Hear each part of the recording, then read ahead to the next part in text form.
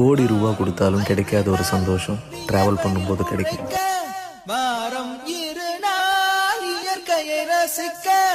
வீசும் காட்டாய் மாறி மலர்களை கொள்ளையடி மனசுக்குள் வெள்ளையடி மீண்டும் பிள்ளையாவ மலையோடு ஆடி பறவையின் சீரகு வாடகைக்கு கிடைத்தால் உடலுக்குள் பொருத்தி பறந்து விடு பறவைகள்